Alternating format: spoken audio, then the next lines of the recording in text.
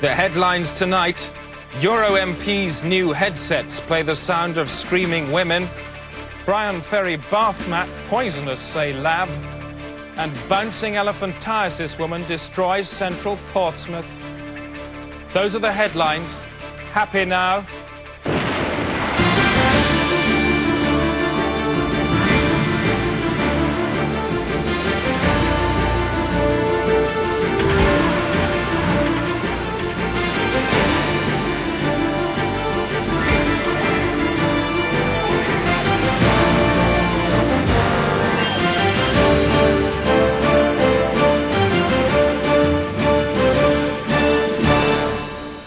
Hello, sir. On the day-to-day tonight, MP in heartless outburst after bomb goes off in Hurd's bath. Well, one bomb's going off in the Foreign Secretary's hand, but all he does is say, well, I didn't need that hand anyway. And a warm handshake from Michael Heseltine for the children he is about to release into the woods and shoot. How do you do? Nice to say hello to you. The Bank of England is in chaos following the discovery that the pound has been stolen. As the news broke, trading rooms were plunged into chaos. Even seasoned campaigners known for grace under pressure reduced to squawking the day's panicked cry. What's happening? What's happening? The pound was stolen at 1:30 this afternoon by thieves dressed as cleaners. They drove a white Montego. Helicopter police gave chase, but despite the shunt, the men escaped, making good with their legs across open ground. As city markets crashed and flew off, the government tried to stabilise the economy with an emergency currency based on the Queen's eggs, several thousand of which were removed from her ovaries in 1953 and held in reserve. This meant anyone mad enough to seize on the panic selling of dead pounds could become a dollar millionaire in less than an hour. How much money have you personally made today? Probably about 10 million. Wow. Throughout the day, bank officials have refused to confirm the rumours that the pound was only vulnerable at all because they removed it to play with at lunchtime and forgot to put it back. Later tonight, we'll be asking Malcolm Rifkin for his view and asking him why he likes pulling the legs off live dogs and shooting foreign policemen. The day-to-day Homicide News. I'm Alan Partridge. Hello. Rally driving. The championships start tonight, but here's what I got up to this morning. Hi, you join me with Susie Herper, one of this Britain's top lady rally drivers.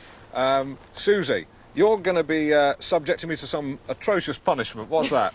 Well, I'm going to take you around the course that I won the rally on recently. Right, fantastic.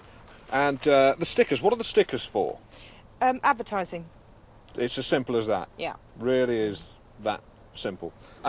Before we go around the course, just to explain, this is a modern camera that will be watching all my facial movements. It's the size of a slim Panatella cigar. One more thing, it's a great model, it goes like a bomb, and the car's not bad either. Come on, let's go burn some rubber. I see you, quite, sir. Oh, hey, hey, spunky lady. Hence the bumpiness. Yeah, certainly know how to handle this bitch. You keep her in line. I like it. It's good. You take another scruff of the neck and you let it know who's the queen. The car's the bitch. You're the queen and I like it. Yeah, whoa. Yeah. Yeah. Okay. Easy. Easy. Yeah. Whoa! See what I'm doing with the What's steering? What's that? Yeah. Why are you stupid? Watch out for that! Careful! Well, whilst driving like she was, maybe big and clever on the rally track, it certainly isn't on a housing estate. Remember, lives matter. Chris. It's been revealed that the junior Treasury Minister, Michael Portillo, carries a sawn-off shotgun to constituency meetings, corners children in parks and chews their cheeks, and has frequent sexual intercourse with stray animals, claiming, as long as it's got a backbone, I'll do it. That story we reported last week and have since discovered it to be untrue. Paul Boteng. Do you feel that young people are taking the right cues from their culture? I think young people make a contribution and indeed form the culture in which they live and in which we all live. How do you feel about some of the more dangerous elements of their cultural melee? I don't know what you mean by their more dangerous elements. We're talking bang. I'm talking guns. I'm talking about people like Uzi MC, the Blood Rap movement, Herman the Tosser. How do you feel when young people are presented with the sort of stuff that they're churning out? I think it's rather sad. When somebody listens to Herman the Tosser? And I think that there are very many young people who are turned off by that violence, by that sexism, by that racism, and by that homophobia. Are you levelling all those accusations at Herman the Tosser? No, I'm not. Herman the Tosser is not someone who has invaded my own particular consciousness. And although clearly he has invaded yours, it is a concern of yours. It sounds to me rather. It sounds to me too. It sounds to me rather. And it sounds to me too. Rather an unpleasant name, but he may be a delightful and inoffensive person. The day today. The last scintilla of doubt just rode out of town. The American serial killer Chapman Baxter is to be executed today by the dead body of his last victim. Barbara Wintergreen reports. Florida State Penitentiary and killer Chapman Baxter has dug deep into his past for tomorrow's execution ceremony. The best kind of justice would be if my last victim, Colin Magnifevent, could be dug up and he could kill me. At Oregon's Magnifevent Center, Dr. Travis Daveley has been fleshing out Chapman's unusual carcass request. Do the arm movements once more. Coffin Boffin Travis has undertaken to manometrize Colin Magnifevent, the man who Baxter blasted in the past. He's even helping him to speak from the grave. There's three sample voices. The first one is a kind of generic voice. Justice. The second one is Martin Sheen. Justice. And the third one, it's my favorite, Louis Armstrong. Justice. All of America is electrified by this vigilante victim. He's appeared in a cavalcade of front covers and chat shows and has squeezed new life into fruit juice ads. Zangiest fruit juice you've ever tasted. Then there ain't no. Justice. Live Wire Acavito is dating supermodel Kendall Ball, who seems stuck on the stiff. Colin's kind of cute. He's strong and silent, and doesn't bullshit me like other guys. Do you get to spend a lot of time alone together? Well, no, because Travis is always with us, but I kind of like it that way. I've got this little dream whereby there's a whole village of reanimated corpses, and if you like, a kind of control tower in the center of that village with a bank of monitors, and I control all the corpses. Why use corpses? Why not normal people? Why don't you just leave things the way they are? Because normal people, because I wouldn't have my tower. I want a tower. The day of justice, and Baxter gets to renew his acquaintance with a body of evidence. In whose voice do you wish justice to be done? Martin Sheen. Thank you very much. You may proceed. Colin needs a few moments to decompose himself before delivering a stiff charge to Baxter. Justice.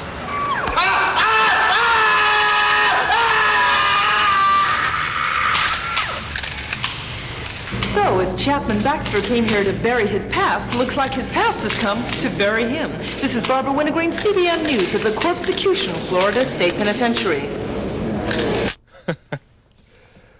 BBC Mandarins are bleating again, this time because their new soap opera, The Bureau, has just plummeted out of the ratings. A BBC spokesman said, "Don't read too much into the fact that we're sending them out on tour to the regions on the back of a truck. It's not to drum up support, it's just standard policy for all programmes." Have a look, shall we?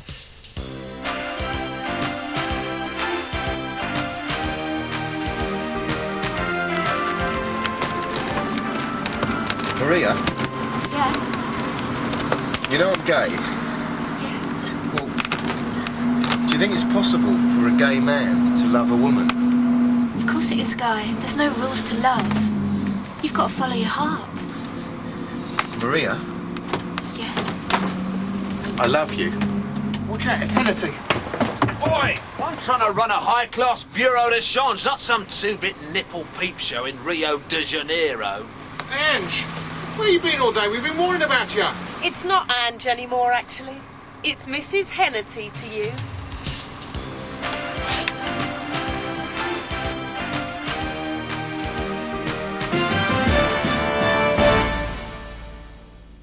A cat meows, a horse neighs, a lion roars, a bird sings, a snake hisses, a human barks.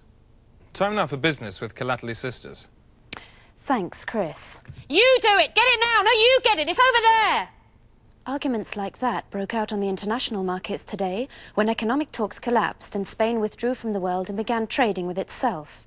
The peseta burst open at 4. The pound was barely audible this morning. It rotted by 3.9 points against the dollar, and there was further bad news for coat developers Watney Heckbulb, who were ordered to cease trading because of bad burping. Chris.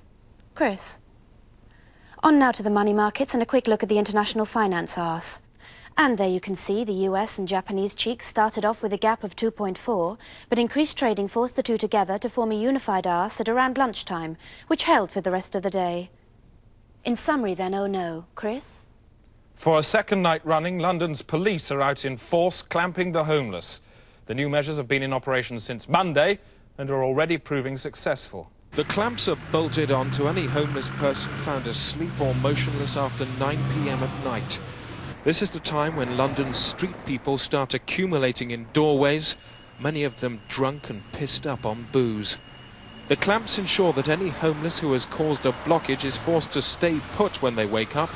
They've probably been sick too. They are then prosecuted and punished. And reaction to the new measures has been strong. So far, we've spoken to Kim Wilde. Does it make you feel bad when they clamp homeless people on the Strand? When they clamp them? Yeah. Businesses on the Strand getting in people to clamp them so they can't move away and then they're persecuted. And then they fine them for being in the way. I didn't know that. That's awful. Would you call for clamps to be illegalised? Certainly on human beings. It's obscene. Environmation from me, Rosie May. A revolution in household heating is sweeping across America. Frozen fire. Normal fire is solidified in special cold furnaces and packaged for home freezer storage. It can then be defrosted at a later date and poured onto logs. Frozen fire saves heat. The echo from the nuclear bomb which destroyed Hiroshima is set to devastate the city again. Half of the original blast has ricocheted off Jupiter and will strike Japan in 2041. It's not yet known whether the city will be evacuated. I'm Rosie May. Tread not on the forest leaves, for you tread on my face. Today is the anniversary of 1944. People did different things then and lived different lives.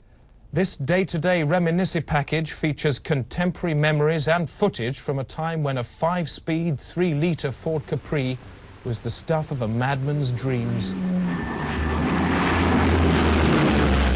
What was the food situation like in those days? Oh, it was dreadful. Of course it was dreadful. Sometimes we even had to eat bits of the house, bricks, and the mortar was tastier than the actual bricks because, I mean, after all, it had been mixed up once, and so you could mix it up again. We used to try to get it off other people's houses, of course, first, and houses that had been bombed and broken down. But sometimes you had to eat your own house, and it was better to find yourself without a house than without food. Electricity was very, very expensive, but you had to have a light of some kind, so we had perhaps, I don't know, we thought it was quite a good idea. You see, babies have such a lot of energy. They're always on the go. So we used to connect the house to a baby, and that used to keep the lights going. I don't remember much about 1945 because that was the year, that was my hibernation year. Can I have your name? Elwood Vickery. You'd go and get your ticket and find out when you had to hibernate, and then you'd be given just a few weeks to get yourself organised. And, you know, you knew you had to keep going. We got into a box and curled up, and you went to sleep. It was our bit of the war effort, really, to keep ourselves out of the way. Well, during the war, everybody was called up to be in the war cabinet, and I was called up to be the foreign secretary for a month. So there I was in meetings and having to express opinions, and I had to travel abroad.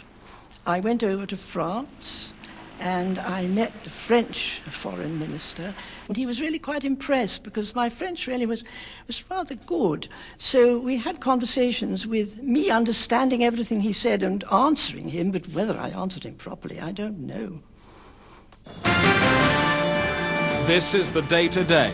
Still to come, controversy over new Treasury appointment. I'm sick to death of this. All I ever get, Treasury, Treasury, Treasury. That's all I ever hear. I'm sick of it. I've had enough. Just all of you, f*** off. And new anti-shoplifting measures for a B&Q store in Bracknell. If I catch anybody stealing anything from the shop, then I shoot him through the mouth with this.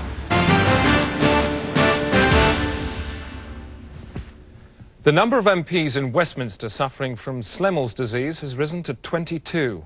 Schlemmel's disease is caused by a brain virus that affects the victim's ability to read. They can see the words but have no idea what they mean. Baroness Trumpington was the first to show signs 2 weeks ago. She may have caught it from a badger. Then John McGregor. The virus is highly infectious and lives in peppermints. This was the moment Peter Lilly realised he too was in trouble. Schlemmel's also affects leg-eye coordination, causing victims to walk straight past places they intend to stop. So could you... Hey! By last Friday, William Waldegrave had little control over his body. Teddy Taylor followed. And Jimmy Knapp severely. Most seriously of all, on Monday, John Patton showed unmistakable signs, failing to recognise familiar surroundings and objects. Clearly having no understanding of the day's briefs. The second document proved equally mysterious, and the third he couldn't even be bothered to try. And the disease shows no sign of stopping. This morning Malcolm Rifkind appeared lost when he was just 20 yards from his office. Doctors say the only treatments they can offer so far are rubbish. A man sees God in his car. He crashes. Today's historic trade agreement between Australia and Hong Kong marks a new season of hope for the future of world trade. The two countries have been at each other's throats for years, but now the hatchet's been buried by a treaty which allows unrestricted trading between all parties at all levels. I'm joined now by Martin Crace, the British Minister with special responsibility for the Commonwealth, and Gavin Hawtrey, the Australian Foreign Secretary in Canberra. Gentlemen, this is pretty historic stuff. Well done. A future of unbridled harmony then, Australia? Yes, I think Martin Crace and I can be pretty satisfied. It's a good day. And if, as in the past, Australia exceed their agreement, what will you do about it? This is a very satisfactory treaty, which I'm sure will work well. Naturally, if the limits were exceeded, then this would be met with a firm line, but I can't see this being necessary. Mr. Hawtrey, he's knocking a firm line in your direction. What are you going to do about that? Well, in that case, we just reimpose sanctions as we did last year. Sanctions? Hang on a second. They've only just swallowed their sanctions and now they're burping them back up in your face. I think sanctions is rather premature talk. Certainly, if sanctions were imposed, we should have to retaliate with appropriate measures. But I can't think appropriate measures is a euphemism, Mr. Hawtrey. You know what it means. What are you going to do about that? Well, I just have to go back to Cabinet. And ask them about what? Well, I don't know. Maybe it's a matter for the military. The military? I think military measures is totally inappropriate reaction, and I think this is way, way over the top. Sounds like you're being inappropriate, are you? Of course I'm not being inappropriate, but Martin Crace knows that full well. This is the sort of misunderstanding that I thought we'd laid to rest during our negotiating period. Misunderstanding it certainly is. It's certainly not a treaty, is it? You're both at each other's throats, you're backing yourselves up with arms. What are you going to do about it? Mr. Hawtrey, let me give you a hint. Bang! What are you asking me to say? You know damn well what I'm asking you to say. You're putting yourself in a situation of armed conflict. What are you plunging yourself into? You'd like me to say it? I want you to say it, yes. You want the word? The word! I will not flinch. You will not flinch from? War. War. Gentlemen, I'll put you on hold. If fighting did break out, it will probably occur in Eastmanstown in the Upper Cataracts on the Australia-Hong Kong border. Our reporter Donald Bethlehem is there now. Donald, what's the atmosphere like? Tension here is very high, Chris. The stretched twig of peace is at melting point. People here are literally bursting with war. This is very much a country that's going to blow up in its face. Well, gentlemen, it seems you have little option now but to declare war immediately. Well, this is quite impossible. I couldn't take such a decision without referring to my superior, Chris Patton. He's in Hong Kong. Good, because he's on the line now via satellite. Mr. Patton, what do you think of the idea of a war now? I'll take that as a yes. Very well, it's war. War it is. That's it, Chris. It's war. War has broken out. This is a war. That's it. Yes, it's war. From now on, the Day-to-Day will be providing the most immediate coverage of any war ever fought. On the front line and in your face, Donald Bethlehem. Standing by, Douglas Hurd. The Day-to-Day smart bombs have nose-mounted cameras. This is Smart Bomb Stephen, and that is Susanna Gekelois. I'll be reporting from inside the fight. Like some crazy Trojan. And keeping an eye on everything that's going on out there at the Day-to-Day news pipe, Douglas Trox. Chris. But first, the weather from Sylvester Stewart. And now the weather, starting in the southeast, where the sun should plop through after a dull start, a bit like having your hand sewn back on after a farming accident. Let's revolve the weather collar now, 70 degrees to the Midlands, where I was first bereaved. And there'll be a large cack of heavy cloud covering the area, but it should stay dry enough for you to dance outside until our Lord Beelzebub calls upon us. Now, if we rotate the throat circle back to the West Country, and you can see there'll be several gits of bad weather across most of the sky. Some rain, but no more severe than soft porn. In summary then, and that's all the weather. Back to the war, and on the front line in Eastman's Town, our reporter Donald Bethlehem. Donald, what's the latest? As I swilled the last traces of toothpaste from my mouth this morning, a soldier's head flew past the window, shouting the word victory. Seems to be a lot of action behind you there. Have you seen any fighting yourself? Today I saw an old woman on the ground. She was lying in a pool of her own tomatoes. Thank you, Donald. Earlier today, I've been down among the fighting myself. This is my report. There's something about the way these people move that tells you they are a nation at war. Look into their eyes and you can read the words, "I have a reservation at the restaurant of death." It's a messy bistro with a bad name for soiling its customers' clothes. We've seen only one napkin in 4 days. The people here are confused, spending most of their time running about like idiots. Earlier today, we met a family who, thanks to this war, now have no home. A war which they feel anyway has nothing to do with them. This is not our war. We are being forced to swallow the rotten egg of an angry political goose. That boy is now a war orphan. One more victim of what they call here the desert confetti. I have a child about his age myself. When I phoned him 10 minutes ago, I told him to move out of the house to make room for his new brother. Back live now. Progress on the Day-to-Day smart bomb. Jonathan, get rid of Hurd. Thanks. Well, as you can see, Chris, there's the missile cruising about 2,000 per second, trying to locate the target, the soldier it's aimed at. There's the soldier. It goes in through the mouth there, down the esophagus, into the stomach. There's the explosion. Absolutely bang. That's the Day-to-Day, bringing you another tear on the face of the world's mother. Alan, sport. Thanks, Chris. And now some late-night soccer results. I'm Alan Partridge. This is Division 2. Hull Paragraph 5, Portsmouth Bubblejet 1. Sheffield Hysterical 3, Chunky Norwich 1. Richmond Arithmetic versus Nottingham Marjorie match postponed due to bent pitch. Good night.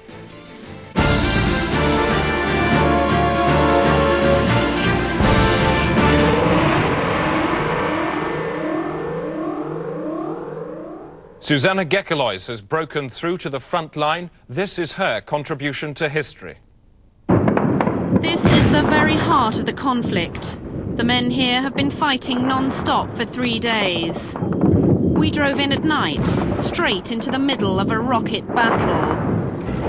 The air now is thick with what they call here the electric cornflakes. We're under strict instructions not to leave the vehicle, but to drive on through. With no cover, we ran across open space to a nearby house. We found an injured man. We did our best. There are always casualties in war. There was a family sheltering in the back room. We had no tongue in common, but through the universal language of mutual need, I knew she was saying, "Come, set your equipment up in our refuge. The world must see this mess." These brave people are now sleeping, but they know that tomorrow our aerials and transmitters could make this house a prime target. Chris. Back to the war now, and in the noise and heat of what they call here the flying scissor beans, There is no optimism, or at least wasn't, until just 2 minutes ago when we received these pictures of a miracle from the front line less than a mile from where I'm standing. This was the scented rose in the bum gut of Satan, for here at 7:13 precisely, the fighting stopped. Soldiers who moments earlier had been shooting each other's teeth out suddenly put down their guns and joined in peaceful commune. Some played games, or like these men, planned a musical. The reason for this outburst of calm lay inside a shed, for here the massed forces of two world powers were unified by nothing more than the distress of a cat stuck on a high shelf. No one knows how it got there, but these brave fighting men, moved by the simplicity of the animal's plight, decided to forget their differences and try to get it down. But even as the men celebrated, their heads were blown clean off. For somebody, nobody knows who, had filled the cat with nitroglycerin. The Day Today. News from telly to belly. Just time for a quick look at tomorrow's headlines. Plastic surgeon arrested with stash of stolen mouths. That's in the Express. The Hull Aphrodite, police chief crushes lizard with whistle. There he is, looking wretched. The Daily Mail, child made of paint wins by-election. The Murdoch papers tomorrow, crazed wolves in store, a bad mistake, admit mother care. And there's the same story in The Sun. And the Daily Mirror have a special pull-out note for the milkman, 5 pints please. They'll be doing 3, 2 and 4 later in the week. That's it. That's the Day Today. On the day a man on this programme told how he was menaced by Hugh Scully. He just came in and went, then went out. That's it. Good night.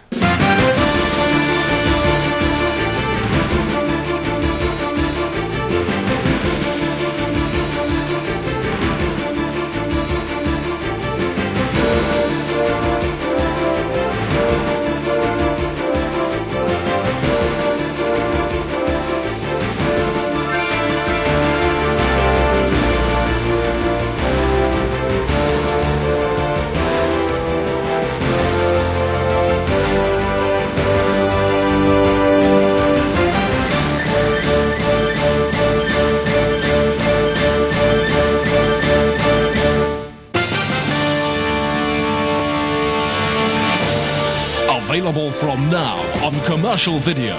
The Day Today, This Is Our War. Featuring the men and women who sacrificed themselves at the altar of fact and the beat of over 1,000 pop classics.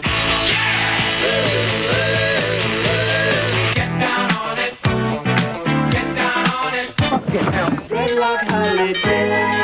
Dreadlock holiday. Clap, clap, clap, clap, clap, clap, clap.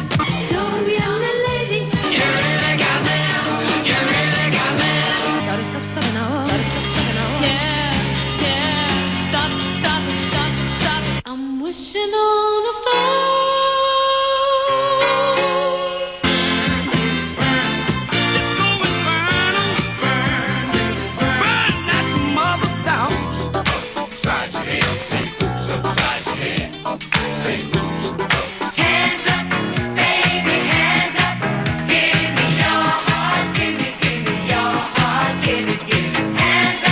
The Day Today, This Is Our War. Bang after bang after bang after bang.